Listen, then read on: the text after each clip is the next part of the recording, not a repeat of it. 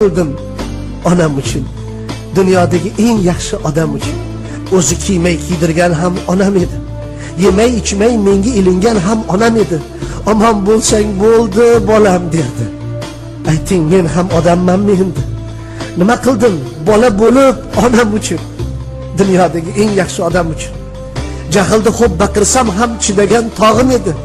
Kayfda ko'p gapirsam yupatgan bog'im edi.